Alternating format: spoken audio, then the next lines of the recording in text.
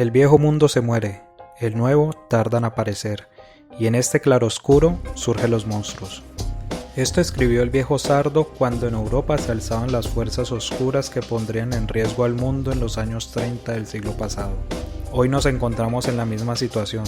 Peligros y esperanzas se juntan para hacer del futuro algo incierto. Acompáñenos en este viaje para comprender en qué punto de la historia nos encontramos y avisorar un nuevo horizonte que deje atrás los peligros de nuestra época. Esto es El Mundo en Claroscuro.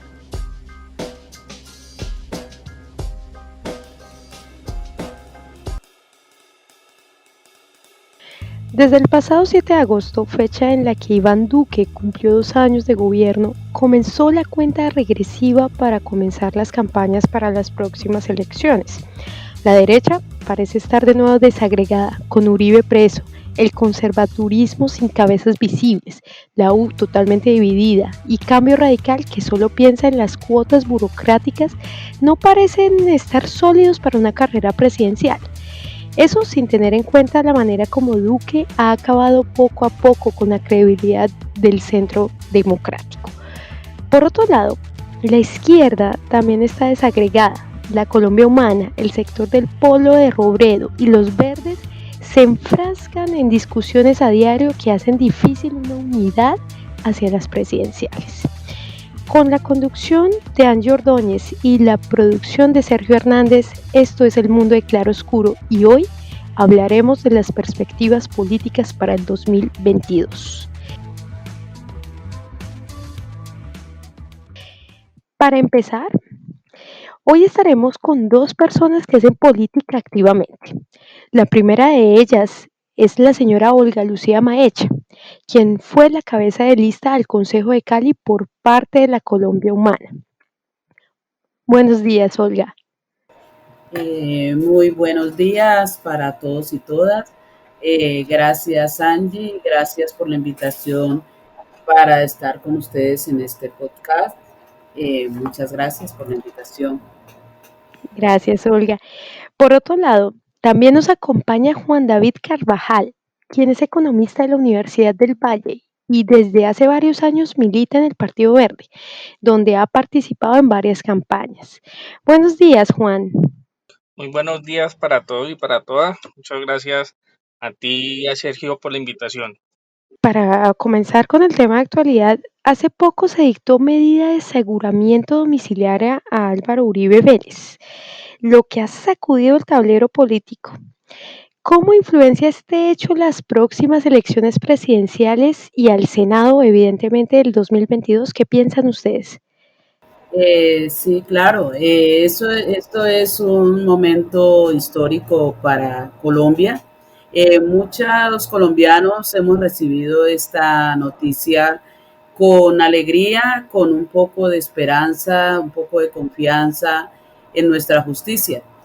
Pero hay que tener en claro también que no solo se puede mirar esa parte, porque Álvaro Uribe ha sido investigado por muchos delitos y podríamos decir que en calificación de gravedad o de leve, este hecho de estar retenido en este momento por supuestamente compra de testigos contra el caso Iván Cepeda, puede ser uno de lo más pequeño por lo que se está investigando. Pero sí nos da un poco de alegría, aunque vemos pues qué pasa con la justicia en Colombia, que lleva tanto tiempo investigándolo y solo hasta ahora pues viene a expresarse en este caso que podría ser el más leve. Y digamos en ese caso sí, totalmente de acuerdo, es uno de los pocos casos que se ha dado victoria, digamos, relativa frente al caso de Álvaro Uribe, que también ha sido investigado por otros múltiples delitos. Pero en ese caso, para usted y pues desde este partido político de Colombia Humana, ¿este hecho va a afectar esas elecciones presidenciales? O sea, ¿va a haber como algún movimiento positivo o va a haber, o sea, cómo usted ve la cosa política ahí frente a esas elecciones del próximo, bueno, de los próximos 2 años? Sí, claro, esto puede darnos un cambio, pero habría que mirarlo desde varios panoramas. Pero antes de mirar el panorama del cambio de las elecciones para el 22 por el hecho de Álvaro Uribe, hay que mirar también que este cambio que se va a ver reflejado en el 22 no comienza ahora, comenzó en las elecciones presidenciales del 2018, donde muchas personas, especialmente los jóvenes, estábamos pidiendo un grito, a gritos, un cambio de esta política de este país. Ya no queremos seguir viviendo con esta política retardaria que no nos lleva para ninguna parte y cada vez cierra más las brechas. Cada día hay más desigualdad social y ese cambio empezó en el 2018 con ese grito y esa cantidad de votos que tuvo un partido alternativo progresista. También tenemos que tener en cuenta lo que es la pandemia, que la pandemia dejó al desnudo muchas cosas que ya conocíamos, pero ahorita la vimos más reflejada con la ley 100 que nos afecta mucho a nosotros los colombianos. Entonces, frente a eso podríamos decir que hay que mirar tres panoramas diferentes.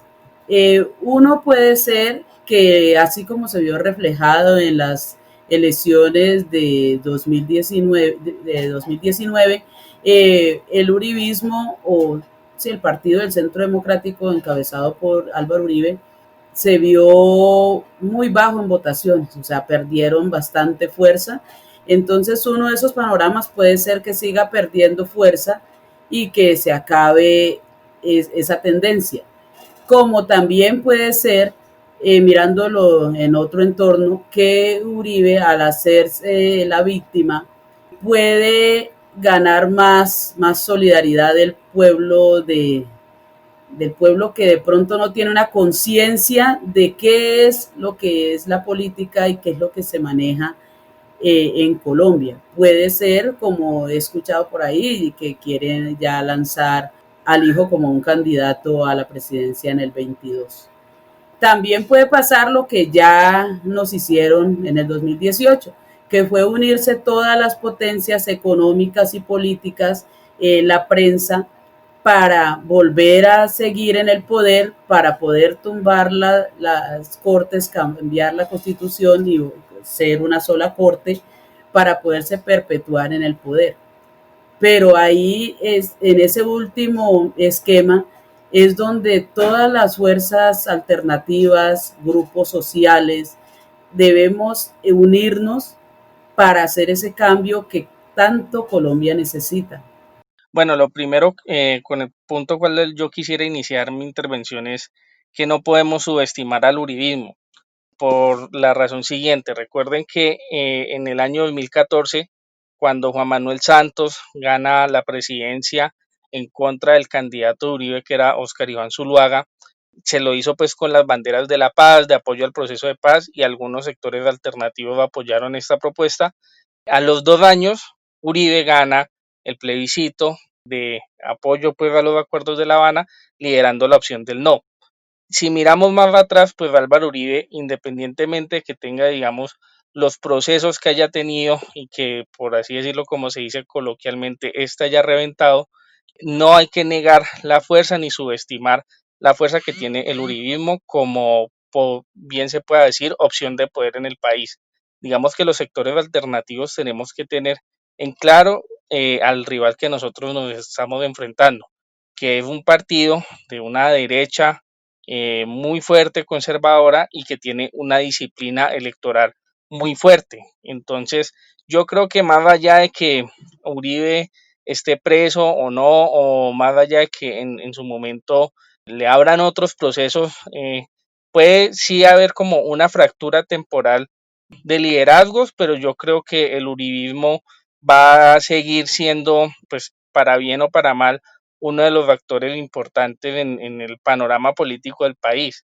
Aquí es donde los sectores alternativos entonces nos tenemos como que empezar a ver el panorama para hacer una verdadera opción de poder, empezar a a dialogar entre los unos, entre los otros, porque pues el uribismo siempre va a tener esa fuerza. Ayer nomás mirábamos que Tomás Uribe, el hijo de Álvaro Uribe, empieza a aparecer pues como el ungido, el heredero, lo mismo pues como Iván Duque en su momento, y él lo ha demostrado, o sea, lleva 20 años, gobernó 8 años, puso a Juan Manuel Santos, casi gana la presidencia con Zuluaga, ganó la primera vuelta, para quienes no lo recuerdan, Oscar Iván Zuluaga en el 2014 gana la primera vuelta y ahora en el 2018 ganó con Iván Duque, es decir, llevamos con una persona, un líder político influyendo en las decisiones más grandes de nuestro país en términos políticos durante los últimos casi 20 años. Entonces, creo que ese partido ellos no se pueden subestimar y creo que para el 2022 pues van a llegar con opciones claras al poder, más allá de que ahora en las encuestas puntee Petro o Fajardo o algún otro líder de la, digamos, de la alternancia. Ellos en 6 meses ponen a alguien al que diga Uribe y va a ser la persona a competir en el poder. Mucho se dice sobre las fricciones entre los diferentes sectores alternativos en Colombia. Ataques entre los verdes y la Colombia humana, entre Petro y Robledo, entre otros. ¿Cómo ven ustedes el escenario para una posible alianza del centro izquierda para las próximas elecciones? Ya que pues en ambos casos los dos han mencionado un diálogo posible entre estos sectores, la no subestimación del sector uribista, ya dada esa disciplina de voto que hablaba Juan, y también pues esa victimización de Uribe que puede llevar a una solidaridad un poco demagógica por parte de la población. Entonces, frente a esto, ¿cómo ustedes ven esa posible alianza? ¿Cómo podría ser y cómo se podría preparar para las siguientes elecciones? Nosotros podemos ver en redes y por los medios de comunicación que siempre están sacando las fricciones que hay entre, principalmente entre Gustavo Petro, Robledo, Fajardo y Claudia López. Eso es verdad. Pero mucha de esta discordia se queda en unos personajes. Nosotros desde los territorios estamos viendo cosas muy diferentes, no en un 100%, pero sí es un trabajo que se está haciendo porque es que estamos viendo que ya no es hora de estar siguiendo a uno u otro personaje. Es hora de nosotros mismos como ciudadanos tomar las riendas de nuestro país y hacer ese acuerdo social más allá de unos personajes, hacer un acuerdo por una política de la vida. Nosotros desde las elecciones pasadas hemos dicho que la Colombia humana es como una sombrilla grandísima donde cabemos todas las personas que queramos un cambio real para nuestro país. Y desde esa época, desde las elecciones de octubre, se ha creado algo que se llama convergencia. Y esa es la responsabilidad de nosotros, seguir mirando no ya personajes como los de los ya nombrados, sino hacer un cambio y un pacto social donde nosotros, que somos los que pagamos los impuestos, los que colocamos los votos, los que tenemos el poder de escoger una persona o no tanto una persona, una propuesta de cambio, vamos a hacerlo. Esa es nuestra postura desde la Colombia humana, es trabajar en base a ese pacto, pero es en cuanto a persona, hacer pedagogía para poder llegar y al punto de que tenemos que hacer nosotros, la ciudadanía, tanta presión hasta que las personas involucradas lleguen a sentarse para que nosotros podamos escoger cuál es la persona o el programa, qué persona lidera un programa que pueda mejorar esta situación en Colombia, porque cada día hay más violencia, porque estamos viendo cómo están acabando en las últimas semanas a nuestros jóvenes y necesitamos es un cambio radical. No podemos seguir esperando a que dos o tres personas se sienten a ver por cuál nosotros. Somos nosotros los que tenemos la obligación de cambiar esa política de los últimos 20 años que nos han llevado es a abrir más las brechas entre la desigualdad social. De acuerdo. Y en este caso, Juan, ¿cuál sería su opinión frente a esto?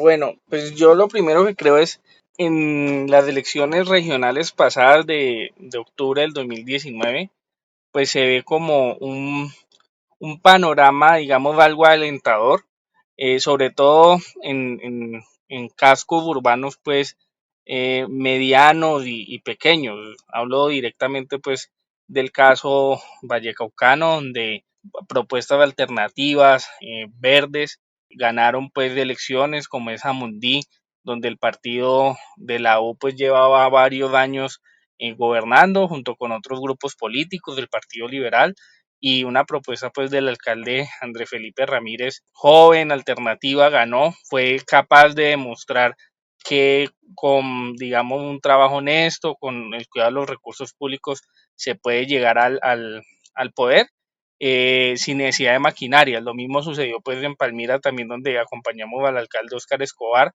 en contra del grupo del caicerismo, digamos, adscrito a la exgobernadora Ilian Francisca Toro y su grupo Nueva Generación.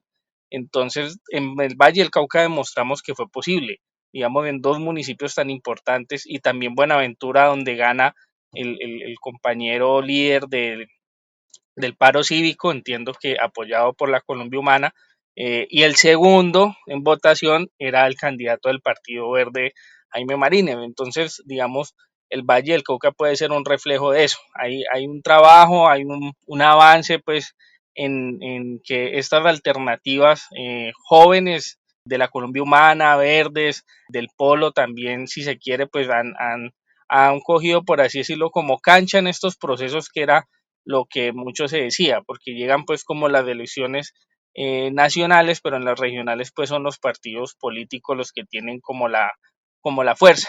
Lo otro que quiero decir es pues también desde ya entonces en octubre, que en lo regional hubo unas victorias importantes, pues articularnos. A mí sí me llama mucho la atención el tire afloje que hay en Bogotá, y sí lo debo decir porque pues Claudia López en su momento, más allá de que Fajardo no hubiera decidido apoyar a Petro, pero Claudia y buena parte del verde, algunos lo acompañamos y votamos por Petro, en eso me incluyo, porque pues creíamos que no se podía permitir la llegada del uribismo, y hubo un acto simbólico, una firma, un compromiso. Claudia lo mantuvo, firmó, votó por Petro, y pues ver que ahora el mayor opositor junto al uribismo de Claudia, una alcaldesa verde alternativa, es Petro, eso deja mucho que desear, y más allá por dos puntos que digamos, pueden o no llegarse a acuerdos, como es lo del tema del metro. Entiendo que es como uno de los puntos álgidos, y también temas con Transmilenio, cosas de infraestructura que digamos se pueden hablar sobre la marcha y no afectar procesos políticos que a futuro pues pueden afectar una decisión de país. Entonces yo sí creo que en estas alternativas pues hay que dejar un poco atrás los egos, revisar cuáles son los caminos pues avante, porque a mí, digamos, lo de Bogotá me llama mucho la atención. Entonces, si así se empieza pues desde ya, es muy difícil empezar pues como a hablar de una unión para el 2022, si ahorita que somos opción de poder, que en algunos municipios estamos ejerciendo el poder local, algunas, digamos, líneas de la alternativa pues digamos, chocan entre sí. Olga, Olga. Sí, pues quería hacer un apunte allí.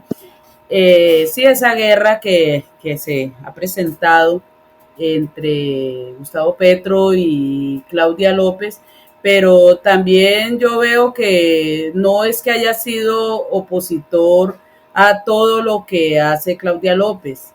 Yo he estado siguiendo paso a paso y he visto que, pues lo primero que Gustavo Petro dijo fue que ellos ya habían firmado un acuerdo y al otro día Claudia salió y lo rompió. Bueno, y veo que los puntos en los que no está de acuerdo Petro con Claudia es en demoler el San Juan de Dios. Él ya me ha dado sus razones, ella ha dado sus razones, y ese es uno de los puntos. Y otro fue el de no parar el Transmilenio y dejar que la pandemia llegara a tal punto.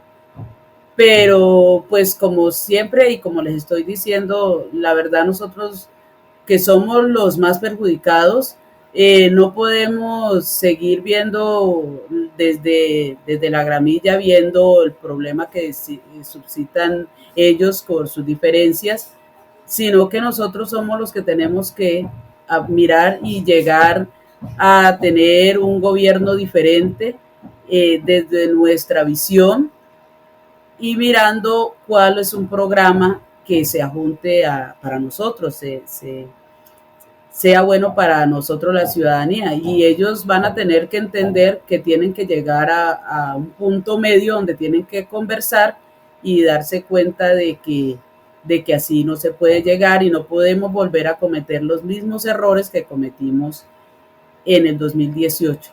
En este momento vamos a continuar con un fragmento de la más reciente intervención de Gustavo Petro en Semana en Vivo.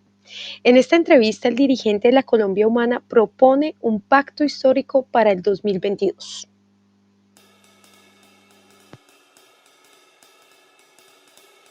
Estos temas fundamentales van a ser parte de ese pacto que usted propone. Lo que proponemos nosotros para un gran pacto con otras fuerzas sociales. ¿Pero con qué fuerzas, Gustavo? Las que quieran transformar a Colombia. Yo no le pongo veto. O sea, ¿cuál es la línea divisoria? Porque consensos absolutos no hay, y mejor que no haya, porque si no serían sociedades muertas, donde no hay discusión.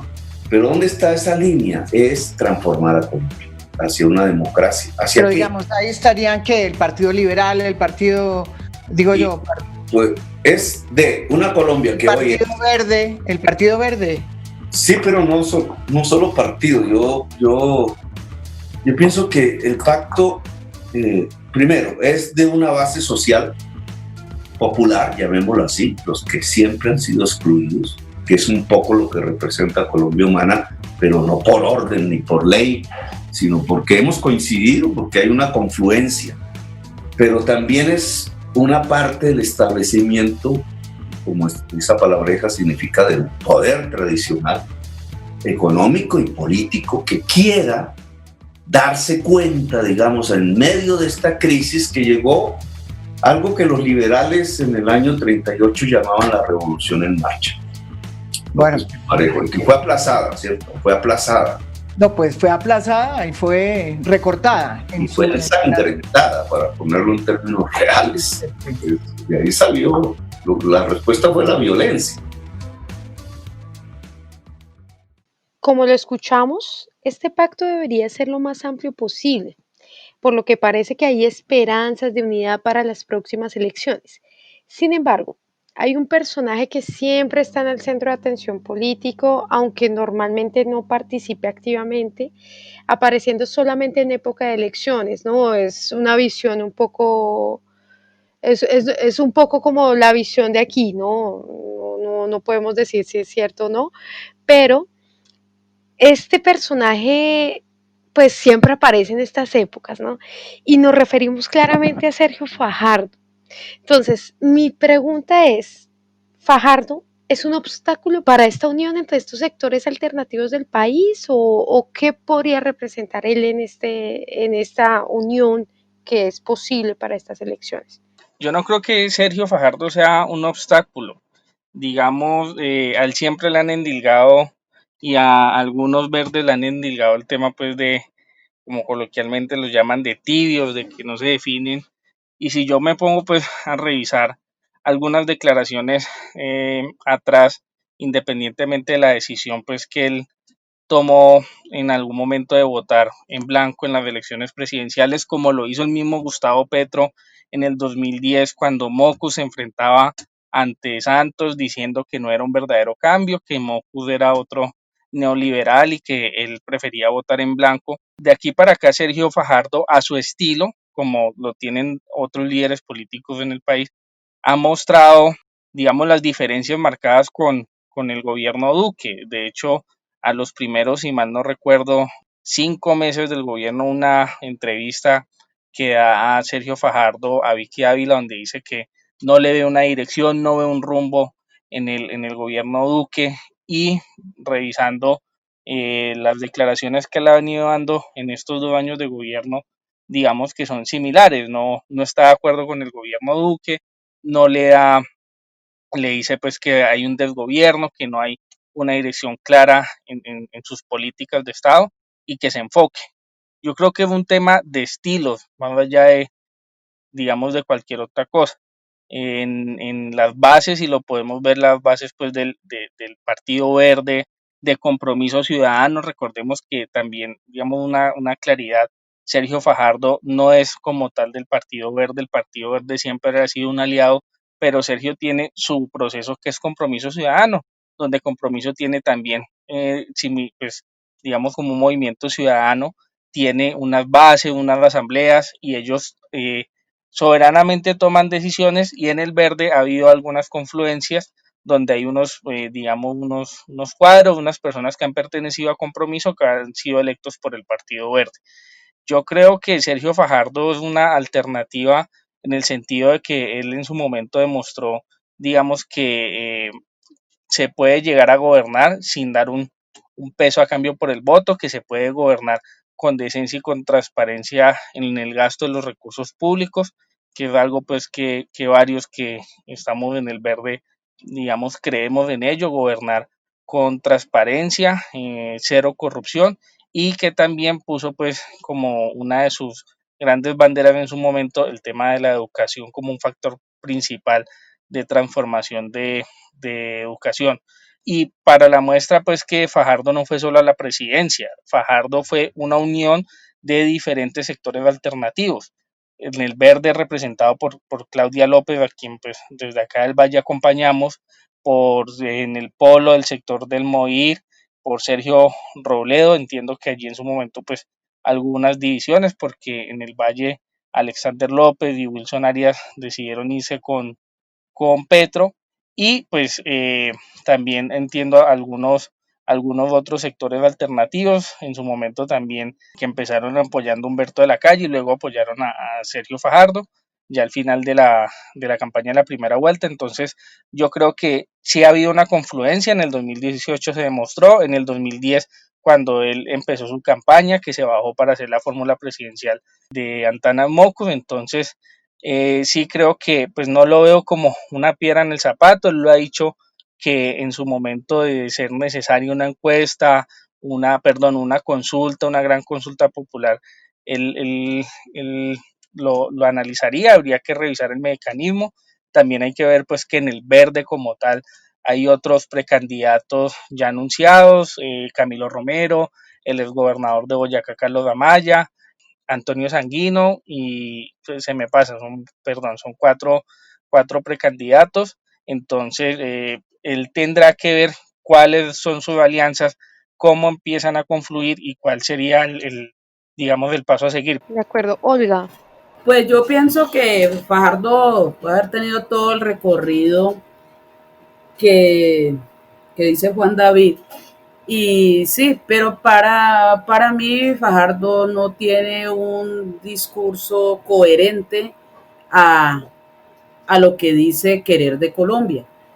Sí, él ha agrupado muchos jóvenes y como dices tú, muchos jóvenes que siguen a Fajardo o al Partido Verde nos apoyaron en la segunda vuelta presidencial a Gustavo Petro, y eso nosotros como militantes nunca lo hemos desconocido. Fue una gran fuerza que se hizo y muchos fueron voluntariamente, que es lo que yo decía, no, ya no es un pacto de personas, sino de una sociedad que grita un cambio. Pero nosotros sí esperábamos que así como Claudia, faltando unos pocos días para las elecciones, con Mocus se sentaron con Petro. Si Fajardo de verdad quiere un cambio para Colombia, debió haberse despojado de cualquier egoísmo y haberse sentado, haber hablado, porque es que no estábamos compitiendo por un partido de fútbol, estábamos, era queriendo ganar un gobierno que pensara en la gente. Entonces él en ese momento, pienso yo, bajo un punto de vista, que se llenó de un egoísmo que superó las ganas de cambiar a Colombia. Entonces ahí es donde digo que es un discurso incoherente a mi forma de ver. Yo también sé que Gustavo Petro dijo que iba a votar en blanco, pero lo escuché en una entrevista con los Danieles y explicó muy bien de qué había pasado cuando ellos iban a darle el polo, iba a darle el apoyo a Mocus y qué era lo que había pasado. Y dijo públicamente que aunque él había dicho que iba a votar en blanco, había votado por Mocus.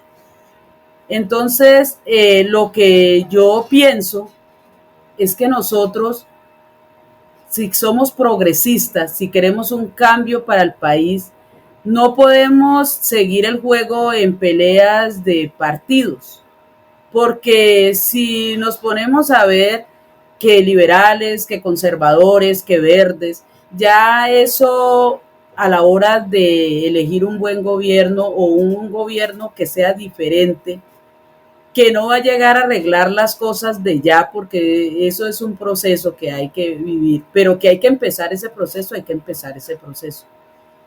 Y entonces es hora de que nosotros tomemos las decisiones más allá de unos personajes que nos pueden llevar a cometer errores, porque así como el compañero Juan David dice que votó por Petro, asimismo, yo le digo, yo vengo de familia conservadora, pero yo no estoy en ese estilo y voté por Petro y seguiré votando porque creo en ese programa.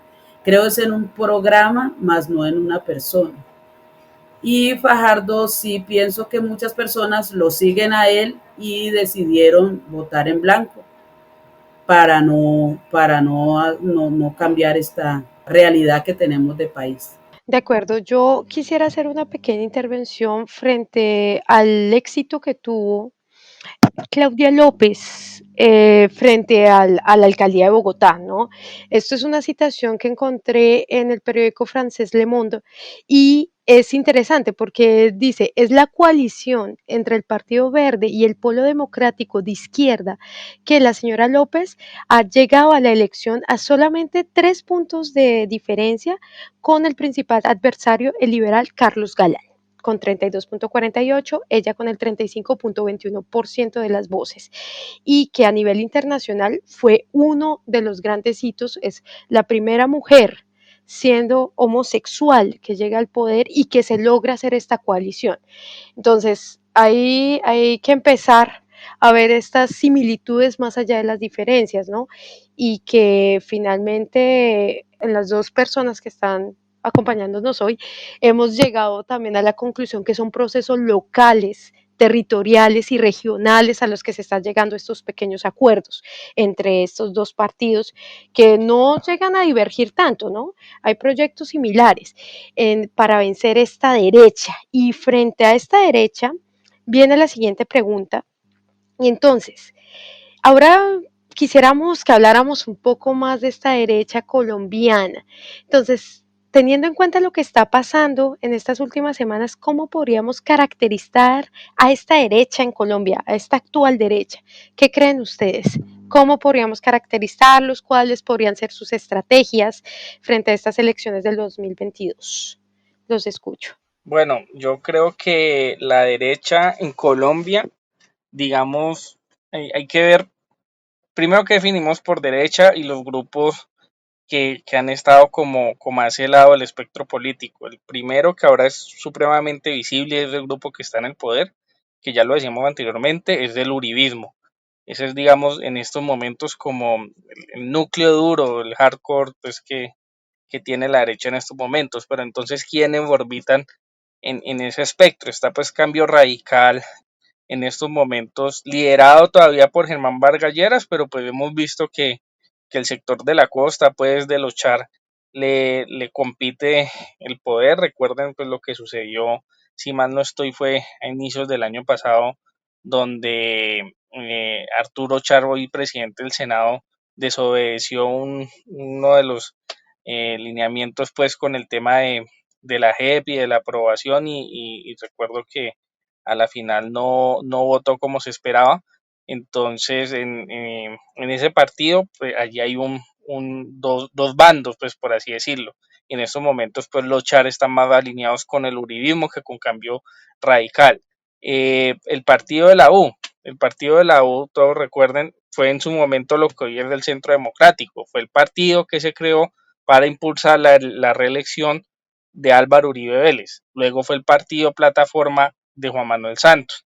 En el 2014 se desdibujó completamente y se volvió prácticamente pues con el nacimiento del polo del Centro Democrático, perdón, un partido pues clientelar que da tumbos entre centro derecha y derecha y pues que ahorita está anclado es una parte en los Santanderes, el poder pues fuerte que tiene acá en el Valle del Cauca con el grupo de Nueva Generación de Dilian y Clara Luz y algunos, digamos, restos de poder que quedaron en el centro del país. Sin embargo, pues tienen un poder pues clientelar y hacen parte, pues, digamos, como esa vieja práctica de la política colombiana.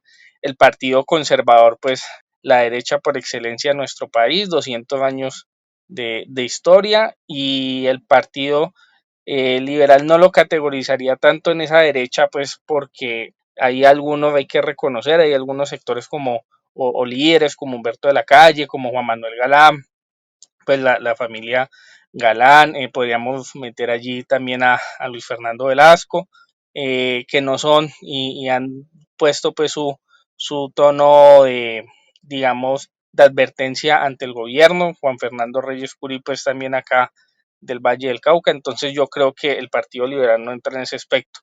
Y pues hay algo que sí me preocupa a mí sobre este tema de la derecha y la composición en Colombia, cómo está, y si son los partidos cristianos, el MIRA y este nuevo Colombia Justa Libre. Digo que me preocupa, ¿por qué? Porque yo los veo y pues con el respeto, si alguien nos escucha, miembro de estos partidos, pero son partidos que van en contra de todas las libertades civiles ganadas actualmente. Son partidos que se oponen a las libertades sexuales, a las libertades, digamos, del tema del derecho al aborto, por así decirlo, y son unas conquistas ya ganadas por el pueblo, por la ciudadanía colombiana, y estos partidos sí tienen una ideología de derecha cristiana, pues evangélica muy marcada, y digamos al fortalecerse y ahorita tienen espacios de gobierno. Uno de los, digamos, cabezas del MIRA fue viceministro del trabajo. Colombia Justa Libres también tiene alguna participación importante en el gobierno y se pueden, digamos, ir fortaleciendo pues con el tema de las iglesias cristianas y todo este tema pues del gobierno. Entonces ese es un tema que en lo personal me preocupa. Yo creo que la derecha a la final va a suceder lo mismo, saldría un candidato pues de este, digamos, derecha clientelar, derecha tradicional, Vargas Lleras, alguno por ahí del partido de la U, a mirar a ver qué pasa, y el uribismo, si no pone un candidato propio, pondrá alguno, alguno pues con la bendición de Álvaro Uribe. En las encuestas hoy revisamos que suena el exalcalde de Medellín, Federico Gutiérrez, también por ahí en alguna vía Arturo Char, perdón, Alex Char, el alcalde de Barranquilla, y estaba también pues la vicepresidenta Marta Lucía y el ministro de Defensa pues vallecaucano Carlos Gómez Trujillo. Yo creo que quién sabe si de pronto aquí a 2 años pueden pasar muchas cosas, pero hacia eso se va a mover la derecha, una derecha uribista y pues la maquinaria que ya todos conocemos que ha gobernado este país durante nuestros un poco más de 200 años de historia. Olga Lucía, Sí, podríamos decir que la derecha colombiana se divide en dos. La primera, que es la fascista, que es a la que pertenece Uribe. Uribe es la cabeza más visible de esta derecha, pero si miramos bien, eh, hemos visto que Uribe va encadenado a una cantidad de cosas que él maneja. Si podemos ver en la serie El Matarife, Uribe es la cabeza visible, pero va enredando de una manera tan metódica para poder manejar ese poder, para poder tener los permisos, para poder tener todas las cosas para seguir de esa manera. Pero no podemos decir que porque Uribe de pronto esté en la cárcel o que Uribe se muera, esa derecha no va a colocar otra cabeza visible. Puede ser más visible o menos visible, pero eso es una articulación tan grande que parece una araña donde ellos mismos pueden colocar otra persona. Tenemos la segunda, que es la de los grandes empresarios industriales del país, que son los menos violentos, pero son los que generan el hambre, la desigualdad y la corrupción. Mientras nosotros no cambiemos un Congreso que prácticamente todo es de derecha, donde está, como decía Juan David, Cambio Radical, Partido de la U, los cristianos, e inclusive otros como el famoso Manguito que entró en la lista de decentes y luego se unió al partido de gobierno. Mientras estén ellos en el Congreso manejando todo lo que son las leyes y desaprobando lo que beneficia a nosotros, esa derecha no nos va a dejar salir adelante nunca. Por eso al principio de la intervención decía de que las elecciones al Senado son más importantes aún que las presidenciales, porque lo que tenemos es que cambiar ese Congreso corrupto que no nos deja avanzar. Esa derecha donde se unen solo por prebendas, por mermelada, no nos deja salir adelante. El compromiso de nosotros es derrotar a esa derecha en las urnas en el 2022. bueno, sus palabras me hacen recordar un poco una entrevista que tuvimos en uno de nuestros episodios sobre narcotráfico y Estado. El entrevistado, él aseguró, y fue bastante interesante, que la derecha colombiana había elegido ciertos personajes, en este caso Álvaro Uribe, y que de alguna forma se presentaba una satanización.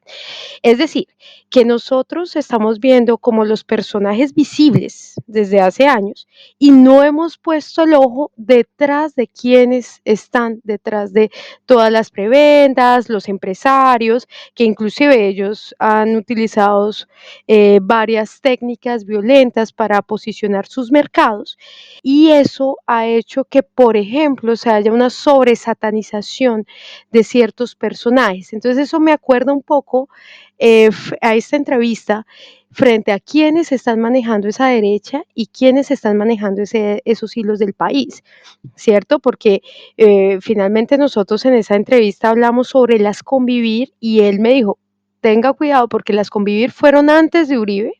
Si bien él participó, si usted va a ver, se va a referir a esas élites tradicionales, ¿no?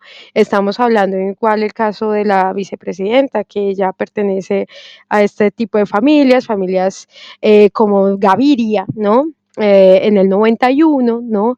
El expresidente César Gaviria. Entonces, en ese caso, creo que hay que caracterizar esa derecha que viene hace 200 años. ¿Cierto? Es una derecha que no es de ahora, que no es solamente el uribismo, claramente está representado, pero que eso tiene hilos atrás y que si hoy no es Uribe, será otro mañana.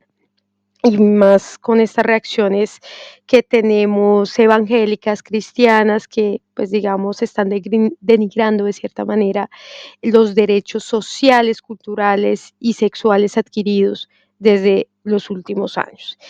Entonces, para terminar, la señora Olga quiere decir algo. Sí, Angie, tienes toda la razón allí. Esto es un gobierno de 200 años que nos ha llevado a la hecatombe, que es una política retardataria que no nos deja avanzar. Entonces tienes toda la razón, no viene ahorita la cabeza es Uribe, pero antes han habido otras cabezas, por eso mismo te decía que no importa que Uribe ya no esté, encontrarán otra cabeza visible para seguir allí perpetuándose en el poder. Juan David. Sí, no, complementando, es la misma derecha desde hace 200 años que entre ellos mismos se disputaban el poder. Digamos que ahorita la cuestión de sectores alternativos y digamos de ese establecimiento puede verse ya fuertemente desde el 2006 con la entrada pues de Carlos Gaviria en ese momento, pero yo creo que ha habido ejemplos donde la misma derecha se ha enfrentado fuertemente en la época dura de la violencia de los 40, en su momento pues con el Frente Nacional cuando se repartieron el poder, la delincuencia entró duro, pues recuerden que tuvimos un presidente, a mí no me tocó esa época, pero leo mucho de historia, y tuvimos un presidente que lo eligió un cartel de la droga. Ernesto Samper fue el presidente del cartel de Cali. Entonces, digamos, de eso hay que recordarlo. ¿Y a quién se enfrentaba Ernesto Samper en el 94? A Andrés Pastrana, el hijo de un expresidente. Entonces, yo creo que han sido los mismos, de acuerdo con lo que ustedes dicen, que nos han venido gobernando y en su momento se enfrentaban entre ellos mismos. Ahorita les va a tocar unirse para, digamos, contrarrestar estos movimientos alternativos que han venido creciendo y ya han logrado triunfos, como lo resalté en algún momento, de poder y demostramos que somos alternativa de poder en este país. Ya desafortunadamente tenemos que cerrar nuestro programa, entonces muchas gracias a nuestros dos invitados por participar en este episodio. Invitamos a nuestra audiencia a suscribirse a nuestro podcast en Spotify y YouTube para que no se pierdan el contenido que está por venir. De igual manera, pueden seguirnos en nuestra nueva cuenta en Twitter, @mclaroscuro. Mi nombre es Angie Ordóñez y los esperamos en 15 días con un nuevo ciclo. Hasta pronto.